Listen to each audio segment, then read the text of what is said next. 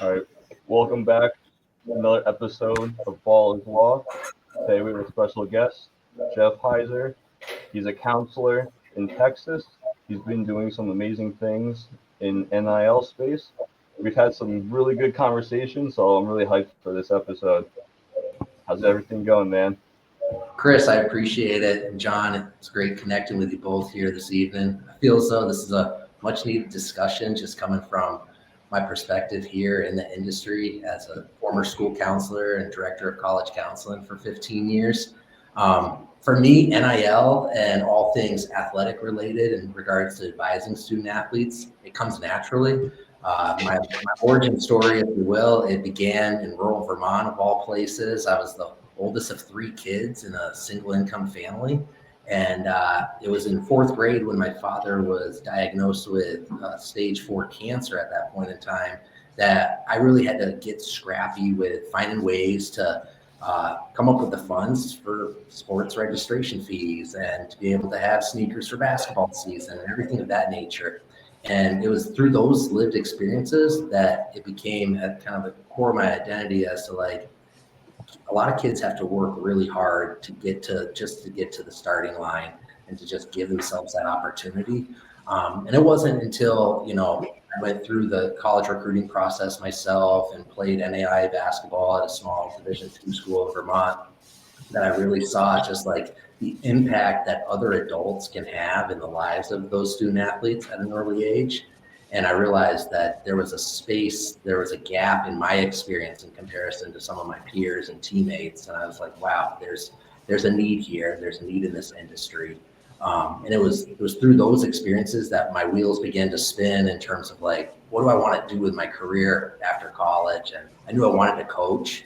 And that was the direction that I initially went, jumping into a graduate program at the same time while I was an assistant at the RPI in Troy, New York. I realized that the school counseling route would open the door up for me to be able to make the greatest impact in the lives of students and student athletes. And it was through some of those initial experiences that I was able to really take that coaching approach and develop as just the school counselor first, as well as the coach.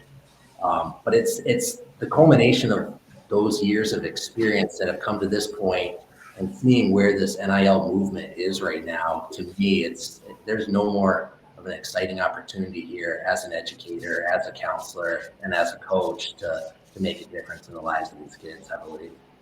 Oh, absolutely. And like we've talked about this a little bit. Like I only know one other person that's like taking your same approach. Like everyone is always on the agent side, but no one is really on the counseling and like helping them out from like high school or even middle school all the way up to college. Well, yeah, and that's the thing. That's what I'm finding so unique about this approach as well, is that I feel as though it's the missing puzzle piece in the sense that these athletes, they're coming up through and they're doing everything in their power to give themselves that opportunity. Families are making sacrifices, financially speaking, to give them these opportunities and to extend that runway and put that road out in front of them athletically. But from an academic standpoint, there needs to be some checks and balances in place to make sure that everything is progressing as it should be. And there's too many opportunities for things to fall through the cracks or be missed along the way that could drastically impact them down the road.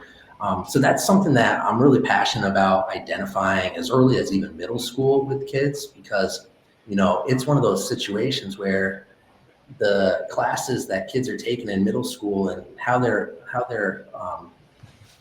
earning grades and representing themselves in those classes set them up for high school course selection and those pathways and tracks in which they're then kind of pushed into, and that can lead to obstacles that they may or may not be aware of down the road as well.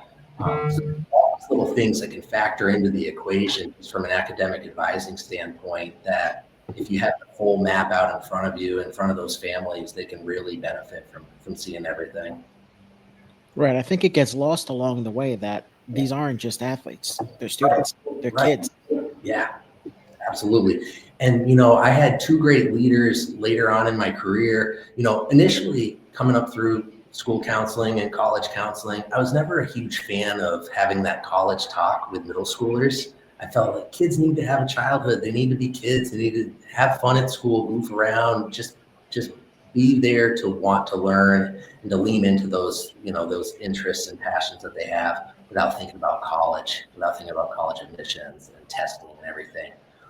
But later on, two leaders that I had, they really saw that as an opportunity to provide them with, that match to strike right then and there. So if they were interested in Legos, okay, let's get them going with the maths and progress them in the math department and find ways to connect those interests and strengths that they have in regards to building with Legos as a child. Let's put them in that direction so they're on a path for engineering. And connecting those dots and putting the supports in place would then allow them to really foster and develop those interests in a way that would set them on a path. And it was fascinating to see, because this was at a really small school and we were able to produce some exceptional college admissions results just by being able to get out ahead of that starting in middle school. So there are a lot of opportunities to provide that age appropriate advising and scaffolding. And in some instances, it might be as simple as identifying where testing may need to be administered to provide accommodations to give that child the best opportunity to be successful as a high school freshman. Because that's one of the greatest, I would say one of the biggest mistakes is that too many of these kids, mostly the guys, that is, the grades that they're earning as a freshman or as a sophomore, they're not necessarily fully aware of the impact that those grades have in regards to their GPA and the compounding of those negatives over time. And when you start collecting a handful of C's and D's, it's really tough to dig yourself out of that, as we know. And so it's something that we're able to catch working with our students at Polaris. We're able to catch that, identify instances where we need to rally around these kids at a younger age, but just to get out there and broadcast that can really set them up. And it's the human element as well, considering teachers are people too, and they see kids as a freshman and as a sophomore, and they begin to formulate opinions on those individuals, and more often than not, it's not how the child is seeing themselves. So that's where that disconnect begins to occur, and that can haunt that child as they progress through high school and they're looking for recommendations or wondering why they're getting passed over for leadership opportunities. So just getting out ahead of that and having those discussions with them, but meeting them where they're at as student athletes, knowing that more likely than not, the most important thing in their life is that sport to them, and that's their passion. So like how to leverage that and how to rally around that to provide them with that opportunity for them to buy into the academic side of things. And that's where I think NIL, to be honest with you, I think that's where NIL's, it's the golden carrot in that sense, because now all of a sudden kids are seeing the opportunity, like this is an amazing time. If we can get educators to buy into that just as a launch pad and as a reason for these kids to show up and buy into all those elective classes that they'd otherwise be sleeping through. This be instrumental in terms of turning that tide. Now, do you think this could also incentivize, say, keeping these athletes in school for their full term rather than trying to go pro earlier and losing their eligibility in college and potentially never coming back? Absolutely. And, there's a kid, so I coached for the Middlesex Magic briefly. It's an AAU program out in Massachusetts. And there's a kid this past yesterday, actually, he came out of there. He's a 4-star point guard who just committed to Siena to go play for Jerry McNamara, right? Nice. And it turned some heads because the other offer on the table that he was considering was Providence, and Providence has been doing some really great things in the NIL space right now as well. They just recently had their NIL media days, so they're putting some NIL infrastructure in place for their student athletes. And when you see Ryan Mesh, when he's committing to Siena over Providence like that, I'm wondering, what is he thinking in regards to how to maximize his outcomes as a student athlete, in which he can go there as Sienna's highest rated recruit in program history. He can go there 4 years, maximize that NIL potential, and wring the towel out in the capital region. So, I think there's going to be a lot of that happening where the mid-majors will be benefiting immensely from this opportunity for individuals, student athletes, to step in and have really, really strong careers without any reason to leave in that sense. Yeah, absolutely. Because when I was in law school, in Honda, I worked for the basketball team, and so, like, same thing as CN, they're mid-major school, but Right. had like maybe like 4 or 5 kids that played really, really well, and then they ended up going to top Division 1 teams where they were able to make money. Like, one kid went to Alabama when they went to the national championship game. One kid went to Syracuse. One kid went to Tennessee. Like, all Yeah. these big schools, they can take advantage, and then they can get paid. They can, when they're younger, they can get that playing time and really develop. And after a couple of years, they can go and show the top Division 1 schools how they can really play. Right. And so it's going to be interesting to see how things play out over the course of the next couple of years with all of that. It's definitely at top of mind for our families that I'm working with as well, in regards to the transfer portal, reclassifying, all these elements that enter the equation. And, it's sport specific, I would say, more than anything else. And I'm having discussions with former Division 1 coaches in specific sports that I'm working with student athletes in as well, to just get their take on things. But everyone's looking at this as such a transformative moment in college athletics right now, just because it's moving in so many different directions all at once. And, this thing is, we're essentially, we're building the airplane as we're going down the runway, as they say.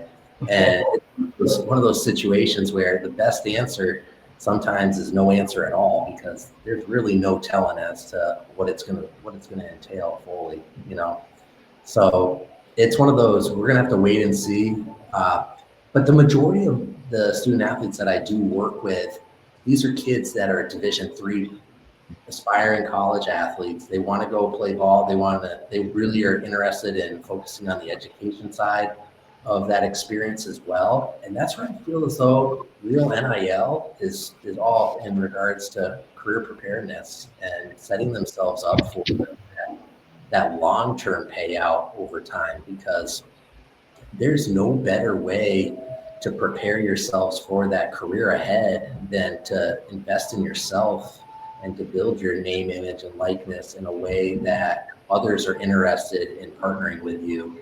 And it's the skills and the abilities that you'll then develop through those partnerships that'll serve to be invaluable moving forward.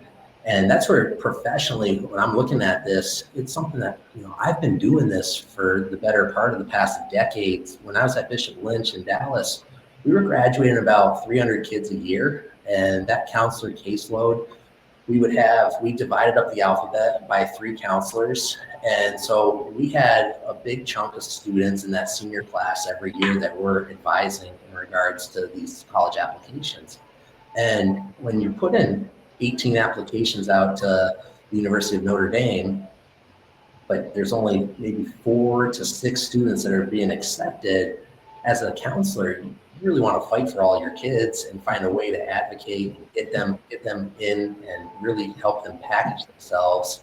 So it was then that I was really taking that approach to leverage, their lived experiences, their strengths, their interests, and empower them to reflect on those and then use those skills and abilities to then apply themselves as applicants. So that holds true today, even when we're working with student athletes in regards to NIL opportunities. It's the same thing. It all comes down to relationships and building those partnerships up via an authentic approach.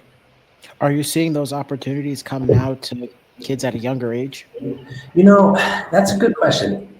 In Texas, anyways, we're not having that just because the nature of the regulations here.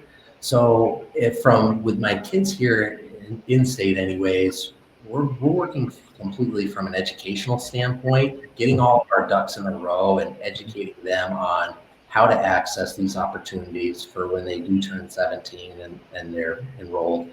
And so that's, something with our kids here locally anyways. I have a junior right now. He is, all set. He's a Division III aspiring college baseball player, and he wants to stay local. And so right now, one of his top schools is Southwestern University here in Georgetown, Texas. So the last week I took a visit over there, met with their director of admissions and the director of their career services department as well. And just seeing how they're partnering with student athletes on campus and how they're leveraging their resources and infrastructure to set them up for it. So more than anything else, when it comes to working with the kids here, it's all about just getting all of those ducks in a row for them. So then when they are able to accept NIL money, they can. And that's for the Division III and Division II kids. Your blue chip 5-star recruits, future pros. That's a whole other beast in and of itself, and that's not really our where our expertise is as college counselors is moving the needle right now. But I don't think anybody has that expertise. Oh man, I tell you, that's the thing. I really feel like that particular, it's those student athletes, and it's I would call them, your impactful influencers. Those are two very different realms. But I would say then the other 90% of student athletes can really fall into this version of NIL, the real NIL in that sense, where they can really set themselves up. So it's through that approach, taking more of a self-discovery approach more than anything else, and connecting their interests, their strengths, who they are from a value standpoint, and then going out and finding those opportunities that align with that. Yeah, that true NIL is probably like the most important. It's like you were saying before, that's what's going to set them up for the future. Right. And using those skills, once you get into the real world, are really going to help you 10 times more than really the kids that really don't play sports in a way. Well, that's it, Chris. And the thing is this, it's also, when you're looking at this economy right now, it's terrifying if you've got a 17, 18-year-old who's considering, going to college and taking on potential student loan debt and everything of that nature. So I really feel as though this is the greatest advantage that these kids can, set aside for themselves in terms of being able to utilize 4 years worth of these relationships and networking and demonstrating their ability, because professionally speaking, they're going to set themselves apart from their peers as, upon graduating from college. And I feel as though this is where we're going to see the greatest benefits and the greatest return on NIL. I wish more people were talking about that in regards to the good that NIL brings, the smoke and sizzle, as we call it, the Lamborghini, those make for nice pictures and amazing headlines. But I really think these kids can set themselves apart from their peers nationwide just by, these small micro internships and opportunities to further advance themselves professionally through these partnerships. I don't think anybody thinks of that when it comes to NIL. All you think about is, Texas A&M's fund. You think of Arch Manning making $10 million a year. Right. And that's it. And, and we've even heard more of the mental health discussion, like what's happening when, the backup quarterback who was making 6 figures has to step out and is now looking at positions, and it may be, an entry level position. And he's got to, actually show up for 50, 60, 70K. Whereas, so like the concerns for, the mental health concerns to this as well. How are these athletes going to be able to adjust to the realities of life after this is over? But on the flip side of that, I think about all the positives in in regards to the mental health side of things. If now all of a sudden we have all these empowered student athletes that are now navigating the workforce with all these skills and abilities and networks that are established, that us as adults, we may or may not have had our LinkedIn account professionally established until we're in our mid to late 20s. We may or may not have had any sense as to how to network or how to demonstrate our abilities professionally speaking. For these kids, this is such an opportunity for it to almost come naturally to them. Mm-hmm. So that's where I can see the positives from a mental health standpoint. That would be pretty incredible to see in about 4 or 5 years, just what impact this does have at that time. Yeah, you're setting these kids up to have that same experience that it took us 25, 30 years to develop in ourselves. Oh, And I they're know. coming at 18. Right. Think about that. And they get to play ball for another 4 years. So that's where I think this can move the needle here. I was talking to a kid the other day. He's a baseball player locally here in Austin, and he hasn't received any Division I offers. There's been some D3 and D2 interest, but he's like, I don't know. I think I might just go the HVAC route, or I may go, become an electrician. He was, considering the trades. Mm-hmm. But I saw this also as an opportunity. I said, let's just see where you can be this time next year in regards to everything. Let's take a year. Those are great options, and there is a need for it. The boomer generation they're selling off businesses at the highest rate possible. Everyone wants to retire right now, so there are opportunities available to go into those fields of interest, and not just as a worker, but as a business owner. So I got the wheels spinning a little bit with him, and he was considering, okay, so if I do go this business route, if I do go the entrepreneurial route for undergrad, and then I go to trade school thereafter, I can play ball for another 4 years, potentially earn NIL money, potentially develop all these connections, and then see where this takes me. And I feel as though that just puts that child in a whole other tier coming out of college like that, because he already knows what he wants to do. And this could just extend that playing field a little longer for him and be able to cross off those boxes in terms of financially set himself up at the same time. So you're also giving him much needed critical thinking skills. Now, he can plan it out and he's getting ready. Right. And that leads me to this point. I can't tell you how many times I'm seeing these AI powered agents that are popping up, and agentic AI. And to me, it is terrifying because the human element is being stripped from the process. And I'm sure you're seeing it in your industry as well, both of you. And there's so much value in these conversations. There's so much value in critical thinking and the human element. And for us to turn to AI for this decision-making process, and turn to it for, something that is of so much significance in regards to, their lives and the impact that it has, it's terrifying to me in that sense. Yeah, it's almost like nobody's thinking for themselves anymore. Right. You go on Twitter, every post at Grok, is this real? Right. Yep. Oh, it is. And it's funny you mentioned that. It is literally every post. And, that's where we're at, where I do feel, and I say this all the time, I feel as though athletics is our one remaining thread, that makes us human, is showing up in the work, competing, reframing failure, going back the next day and doing it and doing it and doing it. And that's where I feel as though, with the advancements of AI coming as fast as they are here and now, these student athletes are going to have themselves in a whole other bracket in terms of being prepared as human beings for navigating this world. So it's a matter of harnessing that, using it for good, and reframing everything else as far as that, because it could get out of control pretty quickly otherwise. Yeah, because Absolutely. everyone's in ChatGPT expert now for whatever industry it is. Sometimes it gets pretty crazy.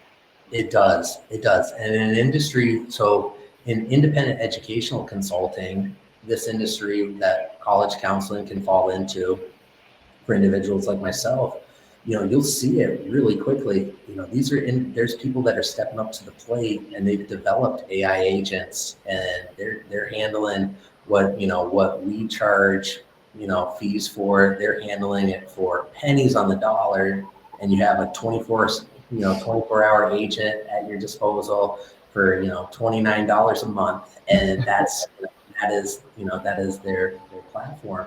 But I feel as though you're really rolling the dice if you're leaving it to the algorithm to determine these things, right? Because it's to me anyways, the human element is the one thing, whether it be in college admissions, school counseling, college counseling, or athletics. The human element is the one consistent thing that makes every one of those industries as special as it is. It's almost like what they used to say about what set Tim Tebow apart in college from other quarterbacks. It's Right. the intangibles, and it's the intangibles of the human element in your field that are what you're missing when you switch to the AI aspect. Yeah, absolutely. And that's it. And I'm finding that now more than ever, these brands and these companies, they want that sense of connection with their athletes, because it's that sense of connection that they have with the student athletes that has the greatest impact from a marketing standpoint. And it's that connection that I believe we're all craving so much more because of how far the pendulum is swinging right now. And that's why I do believe, like, as we continue on in this direction, we're going to see the pendulum swing back so far in the opposite direction, just from the effects of AI. I do feel so. I do think we're going to see the upswing in the liberal arts again. I think we're going to see the upswing in any of these fields in which the human element is valued and is very much needed. We're going to see the demand for that return just as a result of this, I do believe. So there's something to hope for. Exactly, because eventually AI is not going to tell you the things you don't want to hear. It's just going to tell you every idea is the best. So especially in high school, that's when you need the most. Because you kind of think you know everything, but you really don't. And you need to trust someone to put you down the right path. And the right path might not be what you want that minute, but what you need in the future. Right, exactly. And it's one of those things that as kids continue to turn to it as much as they are for reasons beyond synthesizing a paper or churning out some work for them, as kids are turning to it for more social, emotional reasons, I do think we're going to start getting a better handle on this thing, because that's terrifying from that standpoint, in that sense. So as more professionals begin to highlight the impact and the adverse impact that is having on the equation here, I feel as though we're going to get a better grasp on things, I hope anyways, and right this ship in the direction that. Now, do you think this could lead to potential regulations in the future from governmental authorities regarding like NIL and limiting the use of these student athletes using AI to, even go as far as helping them negotiate deals and eliminating that human element? That's a great question, because for the direction that we're going in, I would imagine that there's going to have to be some sort of lasso that gets thrown out and reels this thing back in that sense. And I don't believe it will be any time before it's too late in that sense, because it's one of those things we're always reactive and we always turn things around.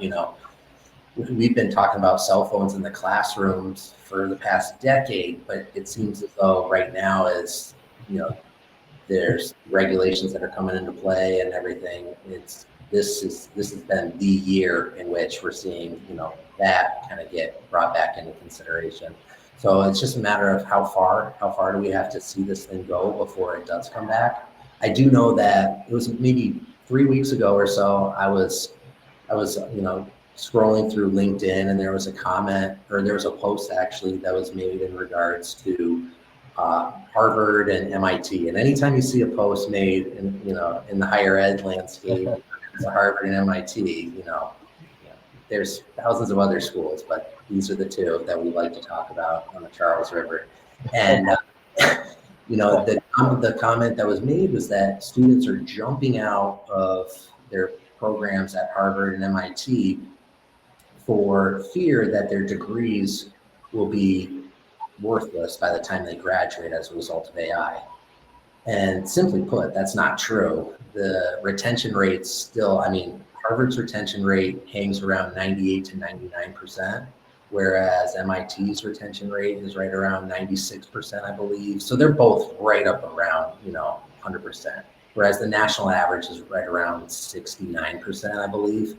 So that post, of course, was a lightning rod. So you have the pro AI crowd that is all about absolutely. This is if these individuals are jumping out of Harvard and MIT at an alarming rate, then higher ed as a whole really needs to reconsider everything in regards to AI. It makes you wonder if it's almost like it was almost a perfect storm that NIL happened during COVID. Right. And then AI started to grow, and Yep. you forget social interaction during that COVID period. Right. And it's just this perfect storm that brewed and is now, what's the word? I guess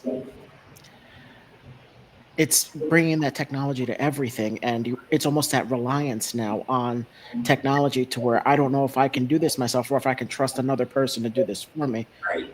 Well, that's it. And as you begin to work with these young adults and you're helping prepare them for these critical decisions that they're going to be making that set themselves up for the rest of their life in terms of trajectories, you begin to realize that, wow, we're all in the front seat of this runaway car in that sense, because for the first time in my career, parents are coming to me with their research that we conducted via ChatGPT, and they're coming with confidence, but at the same time, they're equal parts terrified about the process at hand as well. So it's a false sense of confidence, I would say, that they have in regards to their research that they've conducted via ChatGPT. So it's a slippery slope in the sense that you have to navigate these conversations with empathy, and you have to be able to meet them where they're at. But at the same time, you're also working both with and against the algorithm to a degree, in the sense that you need to really provide them with the framework for what's best for that child in this moment, here and now. And it may contradict what the algorithm has provided them based upon, the algorithm. So I could only imagine a parent coming to you with ChatGPT, everything. It has to be a similar reaction to me as an attorney. Someone coming with a ChatGPT answer to what they're about to ask me, and then try to tell me I'm wrong. And this is of their life's work. This is like one of their proudest moments, is how they've prepared this child of theirs for this transition. And the child has put in all their work academically and athletically speaking, and the parent wants to do their due diligence from a research standpoint, and leaving that to the algorithm solely. That's where I am super concerned for where we are as a society, and I'm worried about that, because we're putting a lot of faith and a lot of trust in that. And we could go down this rabbit hole in regards to where this is going to lead us, but it's a challenge, though, for sure. Do you think parents are more involved in the college process now because of NIL? To a degree, yes. I think I think it's just a different involvement. I feel as though for the first time they're coming to the table expecting opportunity to see their payday, almost, because they've invested so much in that athlete, in that child of theirs. So you have to remember, they've been paying probably since 3, 4, 5 years old, and it only increasingly becomes more and more as the years progress. So they're exhausted in that sense. So they are coming to the table with that in mind. I know my younger families that I'm working with, the middle school families and the 9th and 10th grade families, they're very much interested in how do we set ourselves up to maximize potential earnings right out of the gates when we're able to, because that's the other big, the other big question mark is when are we able to do this? In every state it's different, rules and regulations and laws and everything in place. So that's something that they're really interested and keen on. In terms of the college counseling side of things, they're starting to see the overlap and they're seeing, okay, so if we're doing the NIL education component here, and we're learning how to set ourselves up, all of this is completely transferable to your college counseling approach, in which everything can come full circle. So even if that child has a complete change of heart, and halfway through their senior year, they're like, this is it. I'm done. I don't want to do this anymore, athletically speaking. I want to go to school. I want to figure out who I am outside of the sport. Everything that we've done thus far is completely transferable to where they're at as that individual student and as that person who's looking to go on in pursuit of their aspirations. So I feel as though parents they're still as involved as they've ever been. It just there's an added dynamic with NIL in the equation, whereas before, that wasn't the case. They were more, taking this thing on from how to maximize scholarships and other opportunities to connect the dots and make it as affordable as possible. Whereas now they're seeing the green lights for the financial earnings, the potential for those earnings. So it's interesting. I do really try to work with families to take more of a exploratory approach.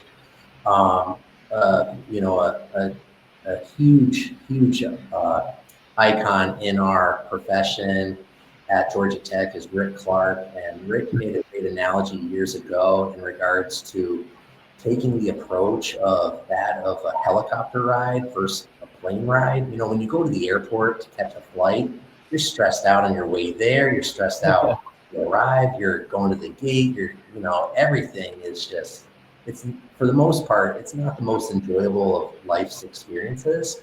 But if you're on vacation and you happen to, sign up for a helicopter tour of the Grand Canyon, you're sitting back, you're looking out the window, you're just having that opportunity to just reflect on everything you're seeing.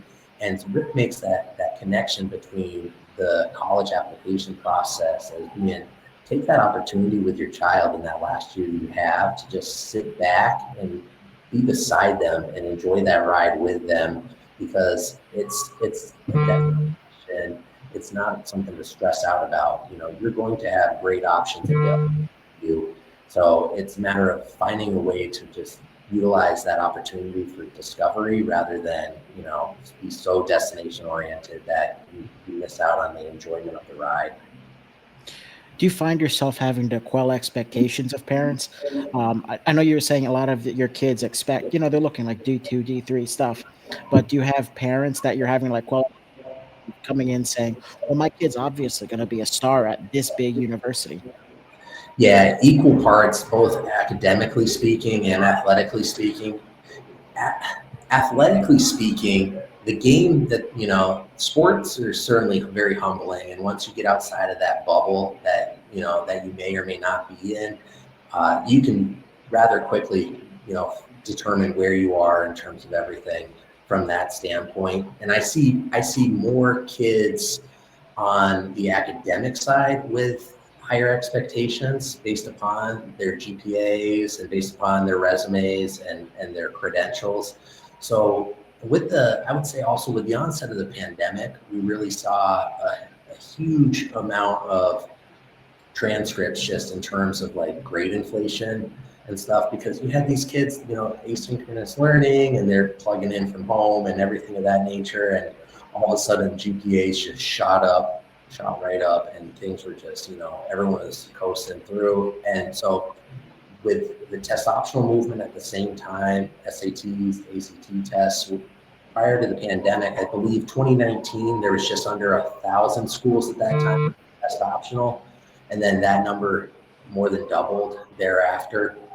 So you have the option to not test, to not send your scores.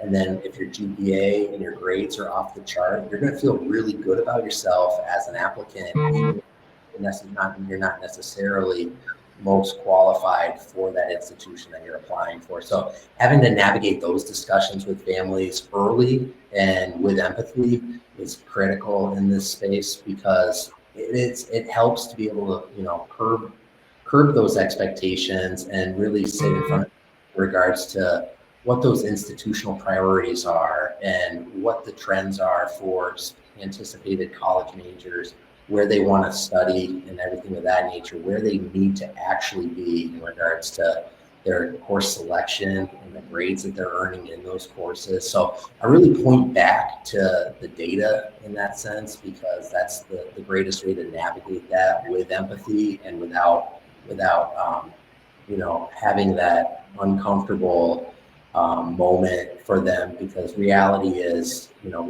one thing, and it all kind of boils down to, you know, this having an understanding of where they are personally as it relates to academics.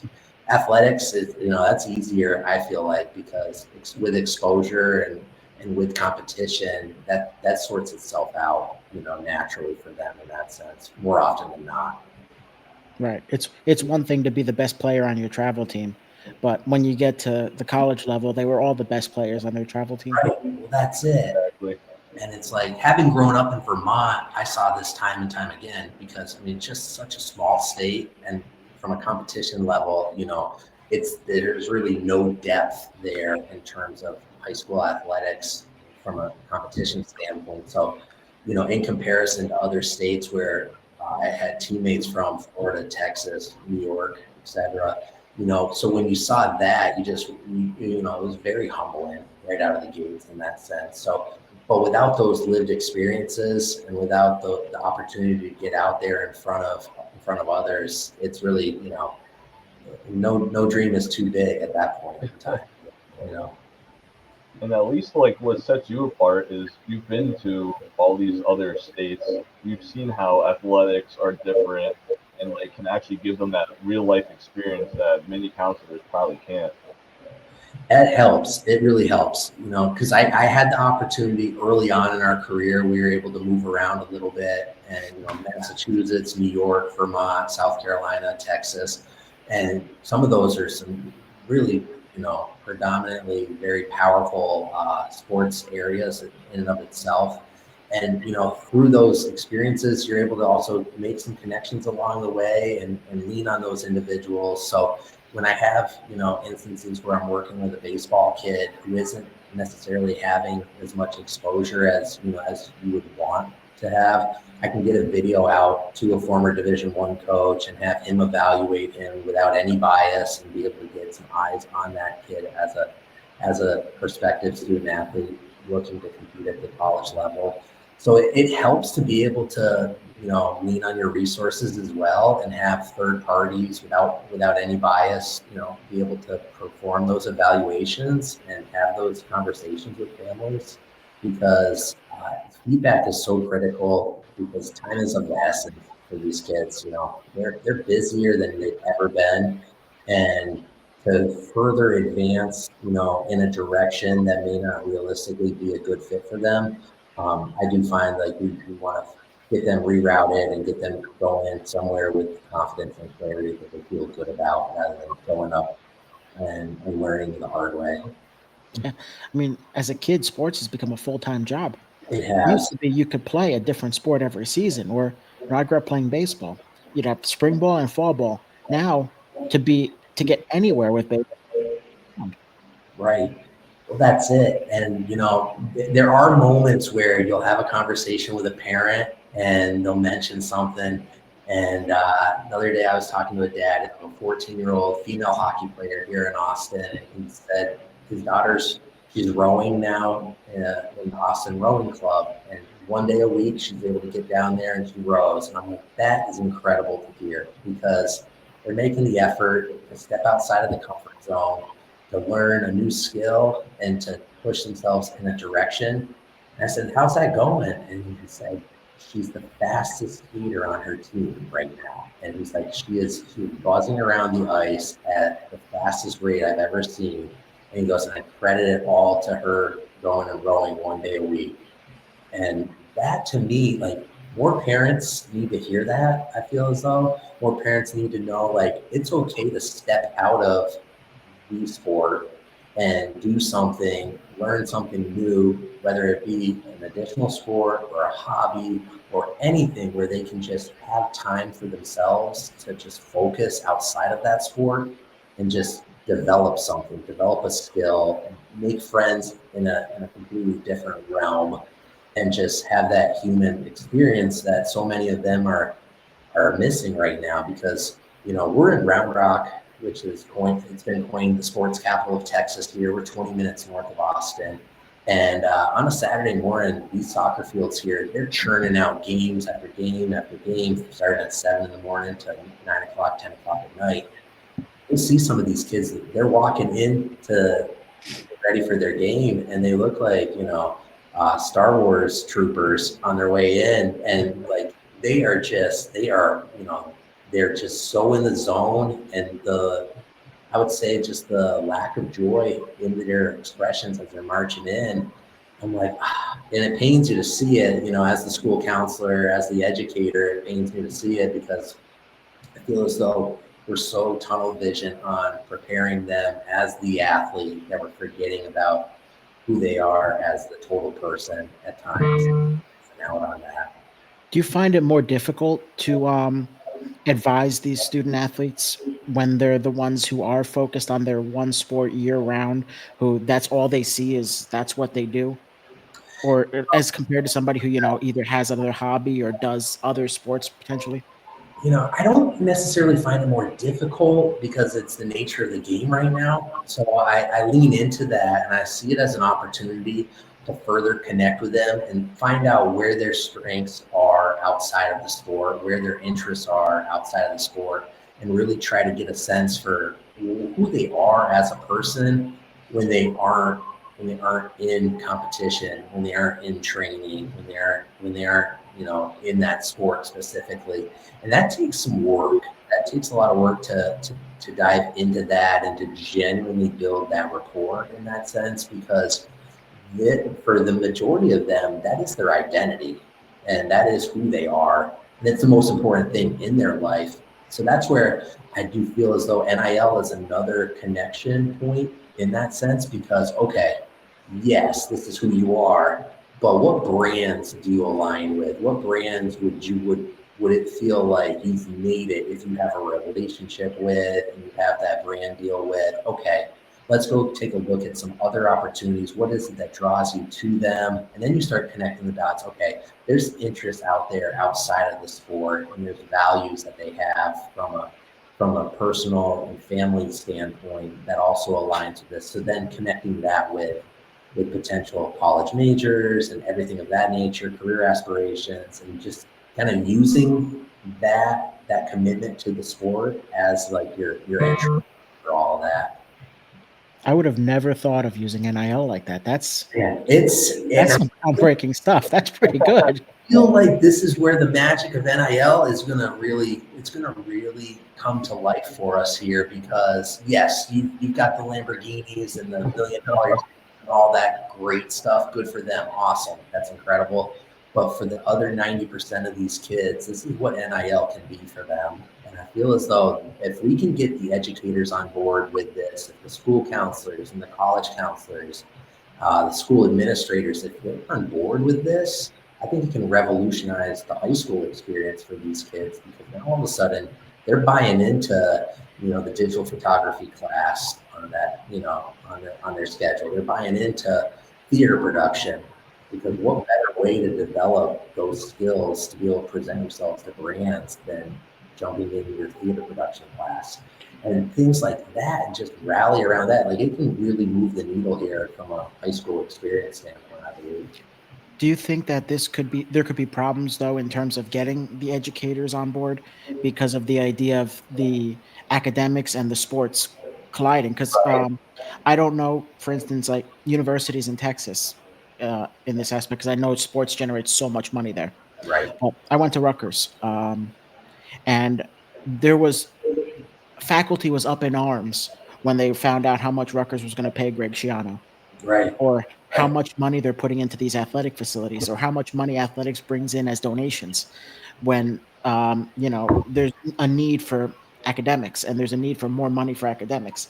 Do you think that that could affect the idea of educators getting on board with this NIL and potentially, shaping it as you see it to be shaped? I don't know. So in terms of educators at the high school level, I believe they're going to be completely open to this from this perspective, anyways. Just because it'll improve the buy-in on those high school campuses in terms of everything. And I think buy-in is everything when you're at in the high school setting, K-12 setting. So if you can get your student athletes to buy into NIL preparedness and NIL education and how to connect that with their academic experience in high school, I think that'll move mountains in that sense. So from a K-12 standpoint, I think we can move that needle rather quickly and effectively. From an academic standpoint, at the college, at the higher ed institutional level, that's where it's definitely going to take a little bit more finesse, I do believe, in that sense, just because you have people that are so dedicated to their research and so dedicated to their craft that they see themselves in that same light as the Greg Schianos of the campus as well. So, and their commitment to their academics and the craft in which they're so invested in, they see how it is in the shadows of collegiate athletics and everything in that sense, and where the money is allocated. So finding ways to, from an institutional level, I think more than anything, when you see the colleges and the struggles in which they're having from an enrollment management standpoint, I feel as though this is an opportunity for them to reframe that and connect career services with NIL on campus and everything of that nature. So find ways to partner with their resources and departments to really bring things to life on those smaller campuses. I feel as though that could really, really be a launch pad for them in terms of generating interest and competing in the marketplace from an enrollment management standpoint. So I feel as though you could see a little bit of an arms race there in that sense, like Division III, Division II, even your smaller Division I programs. How are they catapulting and setting those athletes up for success and launching them from a career services standpoint in relation to NIL opportunities once they're on campus? Because there's certainly not going to be any competition with your big time, with your power fours like that, because the infrastructure is in place and Right. what they're able to accomplish. And in terms of just from a money standpoint, it's a whole other world in and of itself. Right. And Yes. most people tend to forget that there's way more than just the power four. Right. That's it. And that's the thing. And so like when you're looking at this thing from that sense, and when you're a kid who may or may not, if there may or may not be any collective money available for you, and from that standpoint, if you can go somewhere, if you can go to a smaller school, make a greater impact, athletically speaking, and utilize that, why not stick around for 4 years and really just be, prepared for that next step of your career after you're done playing ball? Or if you do want to go on professionally, use that as your launch pad from there, and having done everything you can in regards to preparing yourself. So I do think there's a lot of opportunities for these smaller institutions who are faced with many challenges the ones aren't faced with. Earlier today, about right around lunchtime, Queen's University in Charlotte and Elon University announced their merger. And with that, in real time, that announcement was made. And I reached out to a friend of mine who works in admissions at Queen's. And he's like, yeah, this is happening right now, right here, right now. We should know more as we get further along here. But, that's one of those situations where you have, two institutions that are getting out ahead of whatever it is that was coming. And they're finding a way to innovatively approach their realities and utilize this merger as an opportunity to kind of reinvent themselves in that sense. So we're going to see a lot more of these situations unfold. We just had one of those too. Yeah. Kane merged with New Jersey City University. Yep. Yeah, Montclair and I forget the other school, but they did the same thing like 2 years ago. I think Bloomfield. Yeah, Bloomfield. Mm-hmm. Yeah. See, and in Vermont, the colleges were so small, and we've seen so many schools close just in Vermont alone, in the sense.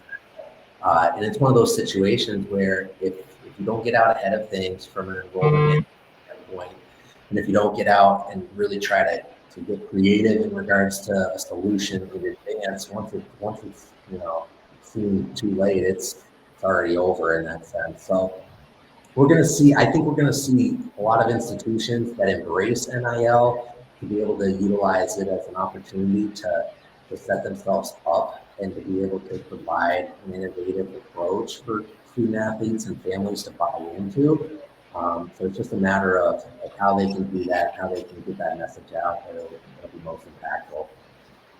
Do you think NIL could also, especially at the high school level, just be used as maybe kids will actually want to learn about finances, about their taxes, like networking, those things we kind of all make fun of schools for, like, hey, once you graduate, you have no clue like about any of these things.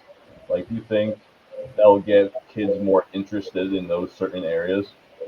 Yeah, that's exactly what I see this as, the opportunity to put that carrot back out in front of them in that sense, and create that buy-in and authentically do it. This is as real as it gets for so many of them. And in my early years at Bishop Lynch, I had a lot of kids that, being from the Northeast, I was looking at some of these kids. I'm like, you are definitely capable of playing at the Division III, Division II level up there. There's some programs that I could call for you and get you in with, and I tried to have those conversations, and the common denominator amongst many of them initially was, if it's not a big program here in Texas, I'm not really interested. I'd rather just go and be a student. And I think NIL, and that's great, that's fine, if that's what you want to do. But I think NIL is going to be an opportunity for that kid to say, okay, I love playing ball. I can go do this another 4 years, make some money at the same time, have that college athlete experience, and be able to have the best of all worlds, because they see this as an opportunity to set themselves up, but also, still accomplish what they want to accomplish along the way. And I feel as though the trickle down of that is going to create that buy-in for them in regards to their academics and course selection and everything of that nature. So if I'm a student athlete, or if I'm a school counselor and I'm having that conversation during course selection time period, I would have my course syllabus over here. I'd have everything all set there. Sorry, your academic course catalog over here. I'd be going right down through it in regards to what would best position them for those NIL opportunities when they do present themselves, because I feel as though you can connect all those dots. And we're working right now. Our team is working to develop a product, and it's in development right now. We have a web application that V1 will be set to launch in November here. And it would be something that I would love to share this with other school counselors, college counselors, school administrators, just to be able to get that out in front of them. But it will be comprehensive NIL education as well as college counseling, all combined, meeting, in connection with each other. And it's the curriculum and the framework in place for these kids to connect the dots and realize that it's all just a matter of keeping that connection between everything, because they're already living it, they're already experiencing it. So now it's just a matter of realizing how it can benefit them. Yeah, that roadmap is definitely the most important. It's like you see these stuff on social media and you're like, oh, I want that, but they don't really tell you how to get there. Right, exactly. And then what to do once you're there. That's the other thing, because so often we've seen these stories of these kids and what happens, and so it's just a matter of connecting them with the trusted professionals as well, and building that team for them to be able to make the decisions that will most benefit them as they move on through the process. Most definitely. Yeah. But you gotta get your website, your social medias. Absolutely. Yeah, all out there for you, man. Yeah. Website is polarisathlete.com. And then social media, we're on Instagram, we're on Twitter, that's now referred to as X. We're on Facebook. Facebook is a struggle. It's, I wanted to make sure we're on Facebook, but Facebook. Your demographic's not on Facebook, though. Yeah. That's for sure. And TikTok, we're there, but we got to get that fired up on all cylinders. That might actually be my first NIL partnership that I offer out will be that in particular. But yeah, all that Polaris Athlete, great. And what you're doing is great, and I'm sure you're helping a lot of kids plan for their futures. Thanks, John. I appreciate it. For me, this is where it's at, and it's a combination of the school counseling, college counseling, and then that coaching element in that sense of bringing it all together and just meeting these kids where they're at, guiding them and their families through the process, and seeing where it leads them.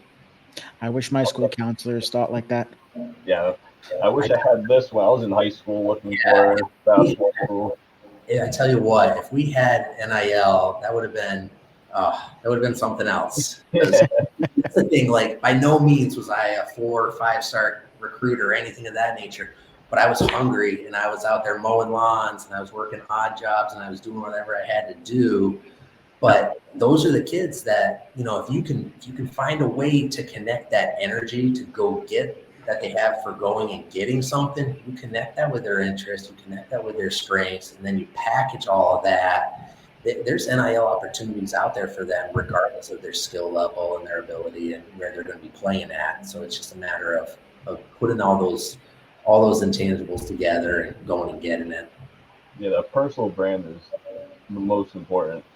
It's everything. It's everything. And whether you're a college application, as a traditional student going through the process, the human element is so very much alive in that sense, and finding a ways to make that connection and provide that window to the decision makers as to who you are and let them in and let them be able to see who you are, that makes a world of difference. So, and when it comes to making those connections for brand partnerships and going out and getting those deals, it's the same game. So that's more than anything else, is just packaging them to put themselves out there and set them up for most success. Most definitely. Yeah, we need a lot more kids to be going to you, man. I appreciate it. And we're building a team. We're bringing sports-specific advisors on as well. So we're going to have, regardless of the sport that you're in as a student athlete, you'll have your sports-specific advisor who you can check in with sports-specific questions, as well as college counselors and NIL educators. So we've got some exciting things in the works, and I'm looking forward to further collaborating with both. Awesome. I'm looking forward to see how your company grows and how much of a difference you can make for these kids. Awesome. Thanks, John. Thanks for having me on, Chris and John. Of course, got you. Oh, anytime. All right.